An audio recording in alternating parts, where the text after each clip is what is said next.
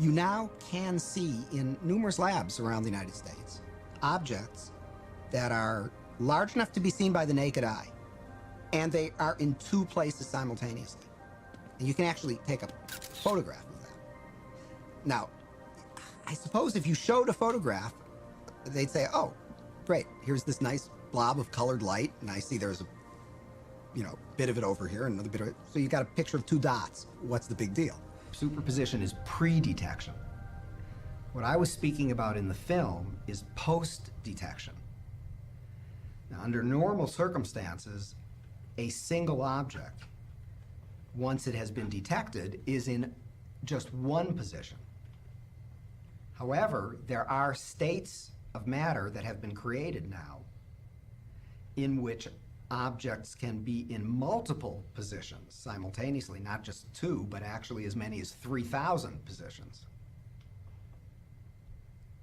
The first of these objects were called Bose-Einstein condensates.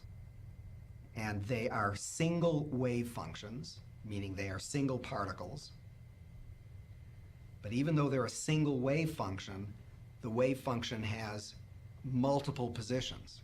And if you say, well, look right in the chamber. You can see it right there. Oh, I see two things there. You say, no, that's not two things. That's one thing. It's the same thing in two places. Tricky point here is that it's still a single wave function.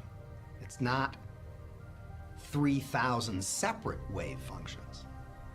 It's one wave function. So it's one particle.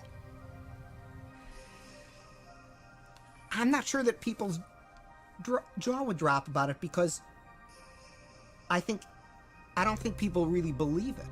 And I don't mean that people say, oh, you're lying, or oh, the scientists are confused. I think it is so mysterious that you can't even understand how amazing it is. One particle in 3,000 different locations.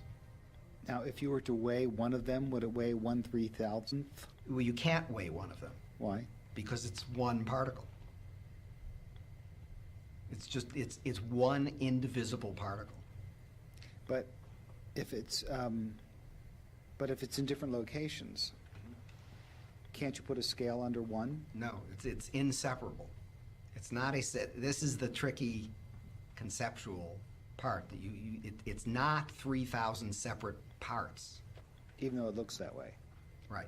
You can look at it, and I mean, you can't actually see the one with 3,000, but you can look at the simpler ones, the ones that are 2 or 3 or 4, and you can see, as I say, if you go onto the web, you'll see photographs of these. You'll see these little dots floating in space, and these are the different parts of one object. They're not separable. It's not 4 different objects or 6 different objects. It's one wave function. It's one object. That's a real brain fart, isn't it? Because when you think about it, you just, well, wait a minute, no, they're like here, here, here. So it's obviously 1, 2, 3. No, you can't, and you can't pull one away from the others. If you try to pull one away from the others, the entire thing will just disappear. And then furthermore, you've seen Star Trek and whatnot. Beam me up, Scotty. Beam me up, Scotty. So it all seems sort of, oh, well, what does that really mean? But you've got to really stop and think about what that means, that it's the same object and it's in two